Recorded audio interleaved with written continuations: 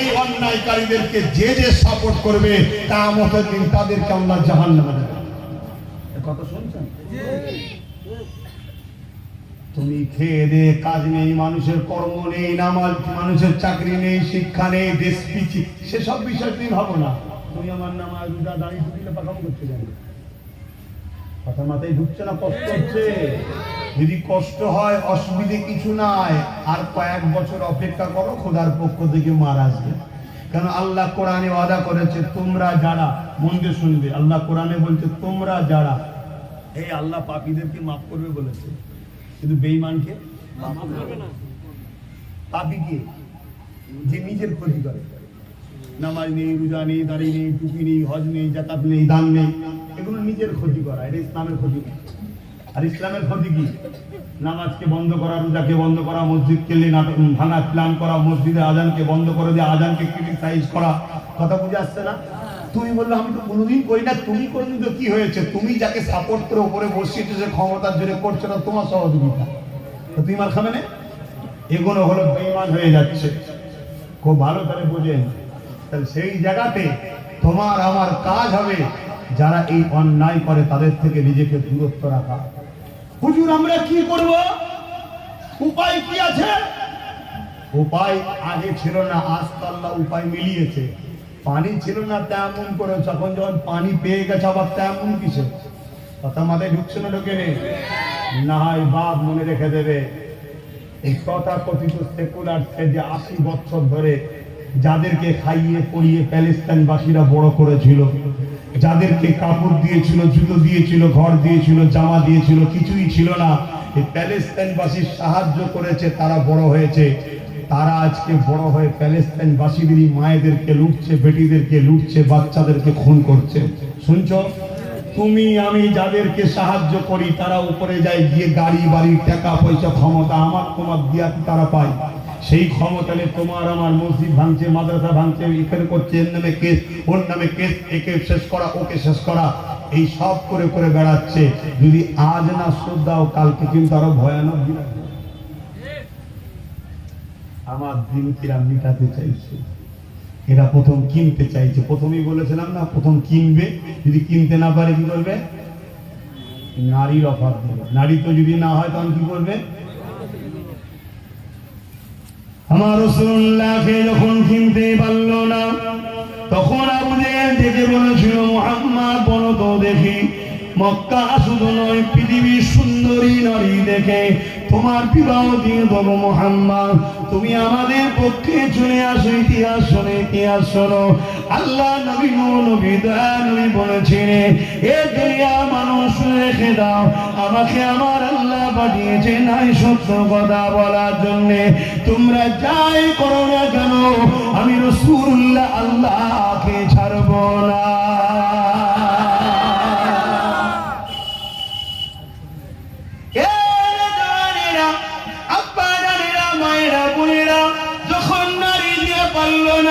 তখন তারা কি করেছিল সবই আপনারা জানেন। আমার নবী পাককে মারার জন্য অনেক প্ল্যান করলো, কে মারবে কে মারবে, সাহস হচ্ছে না। কেননা আমার রাসূলুল্লাহ বলেন একটা ভিআইপি খানদানের সন্তান, তাই দে মারবে কে মারবে সাহস পেতে লাগছে না। কারণ নবী পাকের চাচা হযরত হামজা তখন রাসূলুল্লাহর পাশে দাঁড়িয়ে গেছে, কে মারবে সাহস পেতে লাগছে না। ওই সময় একটা 26 বছরের যুবক ছেলে উঠে দাঁড়িয়ে পড়ল, এ আবু জেহেল উতবা সাইবা, এত কিসের চিন্তা? আমি মুহাম্মদকে মেরে দেবো, নাউযুবিল্লাহ, এর বিনিময়ে তুমি আমাকে কি দেবে বলো? আবু জেহেল বড় খুশি হয়ে গেল, কেননা যে ছেলেটা বলেছিল মেরে দেবে, ক্ষমতা তার রয়েছে। কেননা পৃথিবীর জমিনে সেই সময়তে, মক্কার জমিনে, ওই ছেলেটার নাম শুনলে সবাই ভয় থরথর করে কাঁপে, এত ক্ষমতা ছিল। সুযোগটাকে মিস করতে চাইল না। 200 ঘোড়া দেবো, উট দেবো, স্বর্ণ মুদ্রা দেবো। তৎকালীন সময়ের কথা বলছি, ওই যুবক 26 বছরে আগাতে লাগলো। যাবার সময় বলেছিল, এ আবু জেহেল উতবা সাইবা, যা ছেড়ে বলেছো রেডি করো, কেননা মুহাম্মদ কালকে সূর্য আর দেখতে পাবে না, তাকে দুনিয়া জমিন থেকে বিদায় করে দেওয়া হবে। এই ছেলেরা এই যে মাকে ভালোবাসো, এর নাম ইসলাম। 1000 বছর আগে মায়ের সম্মান ছিল না। এই যে নারীরা তোমরা সম্মান পাচ্ছ, স্ত্রীর মর্যাদা পেয়েছো, এর নাম হলো ইসলাম। রাসূলুল্লাহ দিয়েছে। 1000 বছর আগে সম্মান ছিল না, এক কথায় জমিয়ে ইনসাফ ছিল না, অত্যাচারে পৃথিবী জর্জরিত ছিল। আমার নবী পা অনেক কষ্ট করার পরে হয়েছে। এমন করে 26 বছরের যুবকটা ঘোড়ার পিছনে উলঙ্গ তরোয়াল বার করে যাচ্ছে। যারা সময় বলেছে কতজন ইসলাম কবুল করেছে, বললো 39 জন করেছে। আর 40 হতে দেব না, কালকে সূর্য দেখতে পাবে না। এদিকে আল্লাহর ফেরেশতারা বলতে লেগেছে, আল্লাহ এই 26 বছরের যুবকটা, এর বিশাল ক্ষমতা রয়েছে, আপনার হাবিবের বিরুদ্ধে লেগেছে, ইনি আপনার হাবিবকে কতল করতে যাচ্ছে। 39 থেকে 40 হতে দেবে না বলছে। আমার আল্লাহ বলল, ফেরেশতারে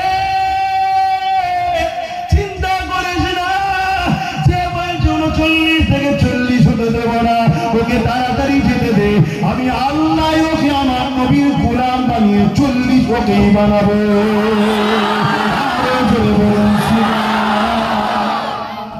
কি নাম যুবকটার? সবাই বলুন। হযরত বলুন, হযরত ওমর ফারুক। আগে হযরত ছিল না, ফারুকে ছিল না, শুধু ওমর ছিল। নবীর কদমে আসাতে হযরত হলো, ফারুকে আজম হলো, রাদিয়াল্লাহু তাআলা আন হলো।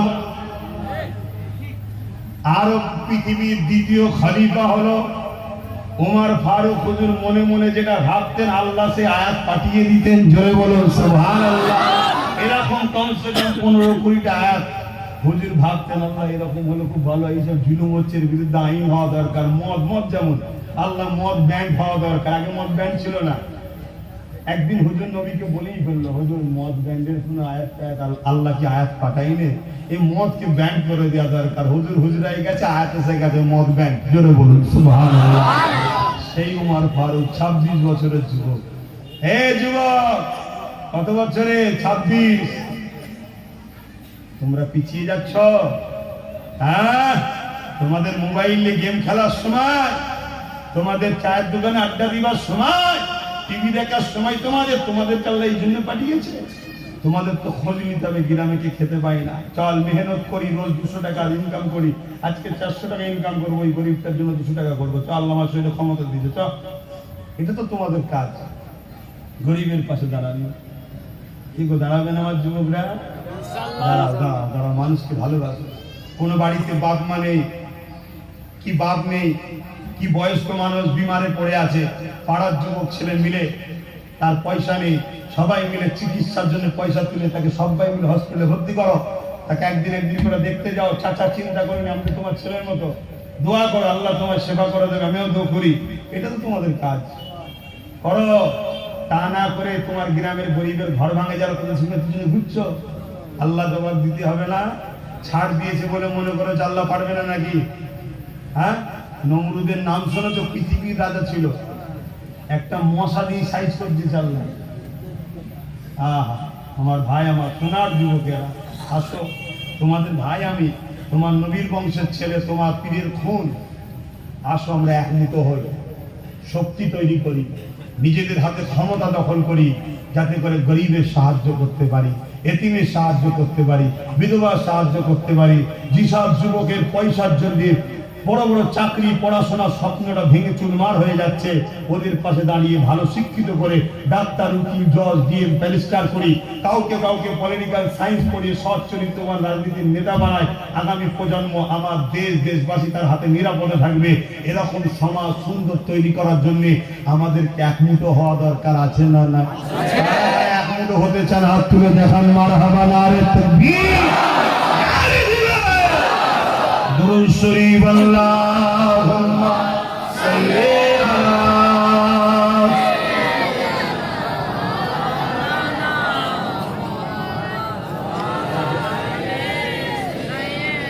খবর পেয়েছো না? দেখেছো ভালো করে খবর না, কোনো মনে কথা বলবে, যে কমিটির ছেলে, দায়িত্বশীল ছেলে, খোঁজলাও, নামাজ হয়ে গেছে, হয়ে গেলে মাইক চালু করবে, তার আগে মাইক চালু করবে না। হ্যাঁ, আমরা দুয়াবাদ এখানে নামাজ পড়া যাবার লাইন নেই, জায়গা নেই। আমরা দুয়াবাদ নামাজ আদায় করে নেব, বলেন ইনশাআল্লাহ। হ্যাঁ, নামাজ ইচ্ছা করে কাজা করবে না যুবক। নামাজ তোমার আল্লাহর সঙ্গে দিদার করায়, জোরে বলুন সুবহানাল্লাহ। নামাজ তোমার কুদরতি তোমার এই কপালটা আল্লাহর কুদরতি কদমে পড়ে, জোরে বলুন সুবহানাল্লাহ। এই নামাজ যখন এসে গেছে, নামাজের একটা ছোট্ট কথা বলি। হযরত মুসা আলাইহিস সালাম আল্লাহর সঙ্গে কথা বলতে গেছে। জানেন তো মুসা নবী আল্লাহর সঙ্গে কথা বলতেন? কি গো যুবকরা বলবে তো, জানো তো? হ্যাঁ, মুসা আলাইহিস সালাম বড় জলিলুল কদর নবী ছিলেন, কিন্তু আমার নবীর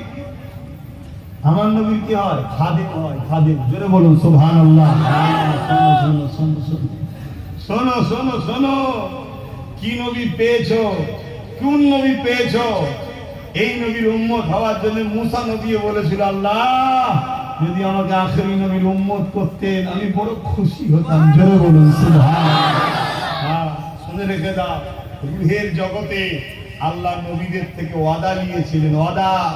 وَإِذْ أَخَذَ اللَّهُ مِيثَاقَ النَّبِيِّينَ لَمَا آتَيْتُكُم مِّن كِتَابٍ وَحِكْمَةٍ। কথা বুঝে আসছে? আরো বড় আয়াত, আমি হাফেজ না, যারা হাফেজ আরো ভালো বলতে পারবে।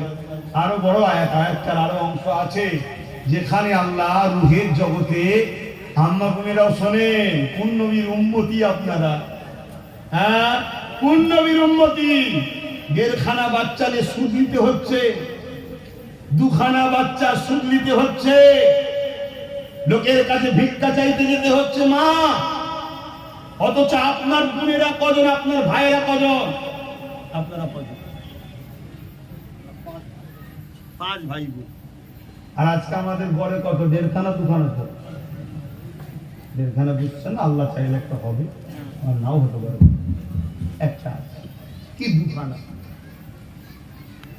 আগেকার একটু খোঁজলেন, আপনার আব্বারা কজন ছিল? না, ভাই বোন মিলে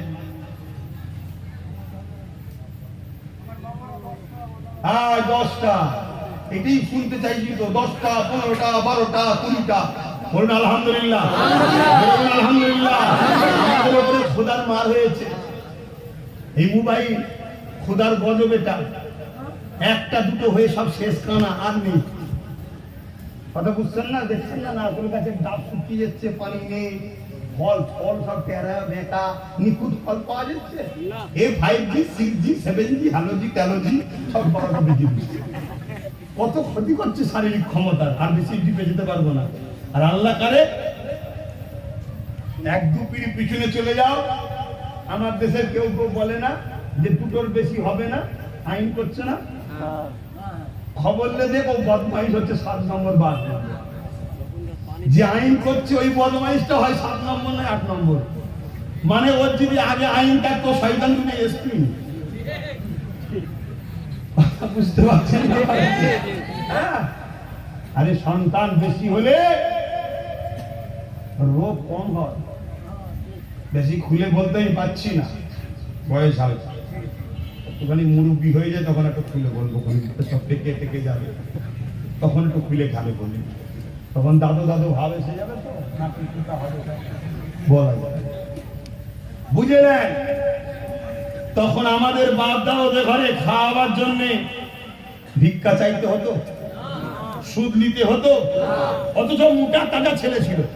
আমাদের ছেলেগুলো সব লুগা পাক্কা, কি কাঠির মতো, এটা কেন হাওয়াই সব উঠছে। আর আবার আপনার দাদুগুলো যখন ছোট ছিল, ছোটবেলা থেকে একদম বুলেট সব। কেন? হালাল খেত আসাম, সামান্য কিছু ভাত গুলা, কিন্তু সলিড। আর এখন মুসাম্মি খাচ্ছে ইঞ্জেকশন দিয়া। বলতে গেলে অন্যদিকে চলে যাচ্ছে, ছাড়েন কথা ছাড়েন। আমি কথা বলছিলাম নামাজ, একটু বলে দিই কথাটা। মুসা আলাইহিস সালাম বড় জলিলুল কদর নবী। আল্লাহ এত ভালোবাসতেন মুসা নবীকে, আর মুসা নবী আল্লাহকে এত ভালোবাসতেন। একদিন মুসা নবী আল্লাহকে বলছে, আল্লাহ আমার মনের মধ্যে একটা প্রশ্ন যাচ্ছে। কি প্রশ্ন? আপনি যদি মুসা হতেন আর আমি যদি আল্লাহ হতাম, ভাই এই কথাটা বলা সাহস আছে কারো? আপনাদের সঙ্গে সঙ্গে ইমান চলে যাবে। ওটা মুসা নবীর জন্য মানায়। অতএব আল্লাহর বন্ধু তিনারা। আপনি যদি মুসা হতেন আর আমি যদি আল্লাহ হতাম, আপনি আমার কাছে কি চাইতেন? আল্লাহ পাক কুদরতি হাসা হেসে বলল, মুসা তুমি যদি আল্লাহ হতে, আমি যদি মুসা হতাম, আমি তোমার কাছে সুস্থ শরীর চাইতাম। হে যুবক, এই সুস্থ শরীরটাকে গুটকা খেয়ে নেশা করে নষ্ট করো না। তোমাদেরকে খারাপ দিকে নিয়ে যাওয়া হচ্ছে। নেশা একটা ব্যবসা, বছরে কয়েক মিলিয়ন কোটি ডলার টাকা ইনকাম করছে তোমাদের উপর দিয়ে। তোমাদেরকে মৃত্যুর দিকে ঠেলে দিয়ে তারা বাড়ি বানাচ্ছে, গাড়ি বানাচ্ছে, অথচ তারা নেশা করে না। তুমি বলছো আমি একটুখানি চিন্তায় আছি তাই একটু করি, তোমাকে চিন্তায় ফেলা হচ্ছে তো যাতে তুমি নেশায় যাও। ইসলাম তোমাকে নেশা মুক্ত করতে পারে। তাই যত বিপদ আসুক, যত চিন্তা আসুক, সমস্যা দুটো রাস্তা দেখিয়ে যাচ্ছি। কোরআন যদি পড়তে পারো পড়ো, পড়তে যদি না পড়ো, যত কষ্ট চিন্তা আসুক, কোরআনকে বুকে জড়িয়ে ধরো, চুমা দাও, আদর করো, খুলে খুলে পৃষ্ঠা উল্টাও আর মালিককে সাথে কানেকশন করো। আল্লাহ মূর্খ, পড়তে পারিনি, যদি পড়তে পারতাম আজকে পড়তাম। তবে আজ দিনে বড় ব্যথা, এই ব্যথা মিটাবে তুমি। তোমার কোরআনকে চুমা দিচ্ছি, তোমার কোরআনকে বুকে লাগাচ্ছি।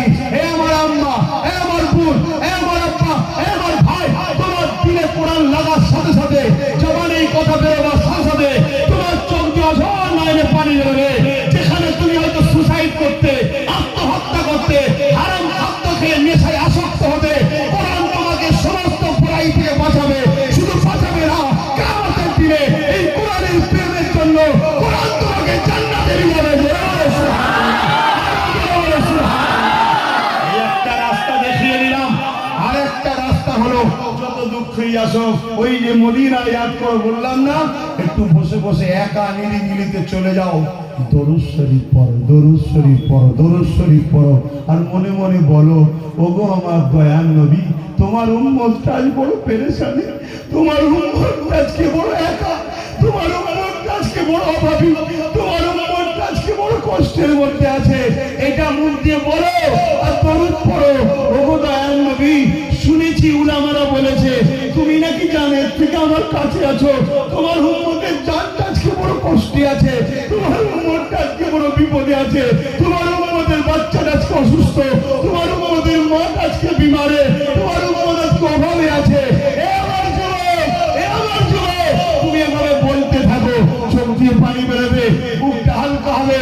একদিন রাত্রিরে এমন করতে করতে ঘুমিয়ে পড়বে, তোমার দয়াল নবী সে মাথায় হাত বুলিয়ে বলবে, যা তোকে আল্লাহ কামিয়াবি দেবে। জোরে বলুন সুবহানাল্লাহ। আরো চিৎকার দিয়ে বলুন সুবহানাল্লাহ। আবার হাত তুলে বলো লাব্বাইক ইয়া রাসূলুল্লাহ, লাব্বাইক ইয়া হাবিবাল্লাহ, লাব্বাইক ইয়া রাসূলুল্লাহ, নারে তাকবীর। হে আমার যুবক, তাদের পিছনে ঘুরছো যারা তোমাকে নিজেদের স্বার্থে রাত্রে মদ দিয়ে পাঠায়, তাদের পিছনে ঘুরুনি আমার সোনার ভাই। নিজেদের স্বার্থে তোমাকে মরা মুরগির বিরিয়ানি খাইয়ে পেটকে খারাপ করে দিচ্ছে, তাদের পিছনে ঘুরুনি ভাই।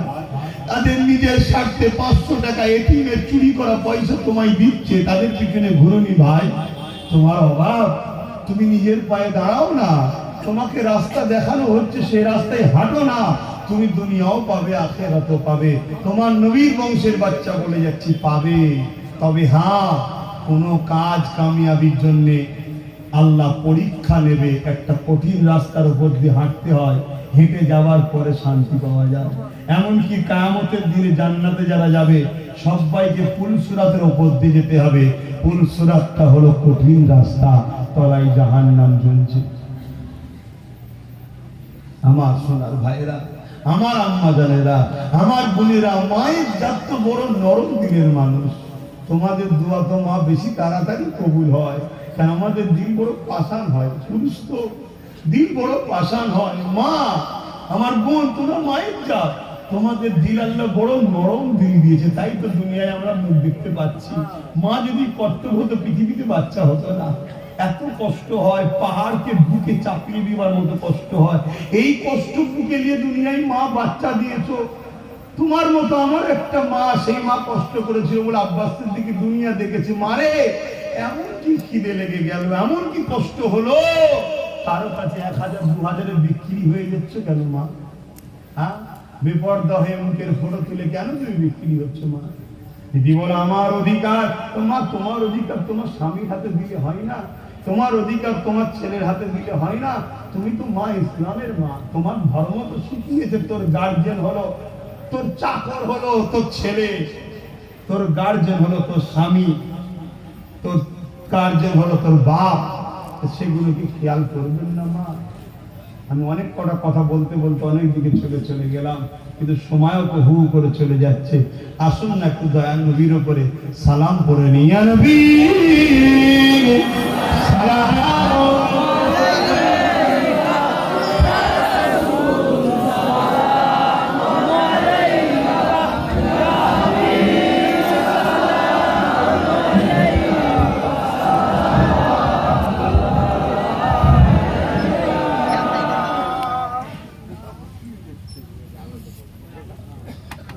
মাঠের জঙ্গল তো পোকা হয়ে যায়।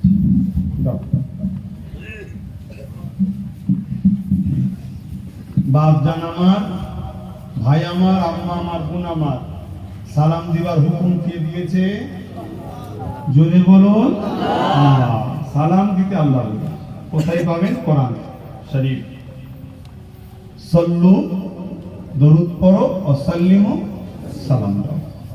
দরুদ পড়লে কি হয় বলুন? নেকি হয়। দরুদে পড়লে কি হয়? নেকি হয়। আর সালাম দিলে জবাব পাওয়া যায়। তাই আমরা দরুদ বসে পড়ি আর সালাম দাঁড়িয়ে। তাহলে নেকি বসে নি, রাসূলুল্লাহর জবাবটা আদরের সাথে দাঁড়িয়ে নি। কথা বুঝে আসছে? এ নিয়ে সমাজে একটা দলাদলি আছে। দলাদলি করবেন না। চারিদিকে কি হচ্ছে দেখেন না? কে ফুরফুরা, কে দেওবন্দি, কে বেরেলি, এসব দেখে। মুসলমান দেখে আসছে, বিপদে ফেলে। তাই তো নাকি গো, ধরলে চলে গেল। কি খবর? না তোমার সঙ্গে অঙ্কের হাত আছে, সন্দেহ। 10 বছর পর বলছে না আমাদের ধরা ভুল হয়েছিল। 10 বছরের লাইফটা কি হলো? এরকম কয়েক লক্ষ ছেলে মিথ্যা কেসে মুসলমানদের জেলে আছে, জানো? কয়েক লক্ষ। কারা জেল দেয়? আব্বাস সিদ্দিকী। আমার করে কেন রাগ দেখাও? জেল কারা দেয়? যারা তোমাদের কাউকে 500 1000 কিনে রাখে তারাই তো দেয়।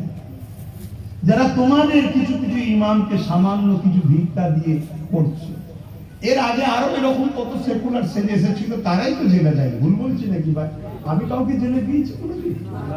যত রাগ দেখো আমার উপরে। বলো, এমনও পরিবার আছে একটাই ছেলে রাজমিস্ত্রির কাজ করে খায়, বা লেবারি করে খায়, বা জমিতে চাষ করে খায়, বা টোটো ছেলে ভ্যান চালিয়ে খায়। একটাই ইনকাম করা ছেলে, ছোট ছোট দুটো বাচ্চা আছে, বাপ মা আছে।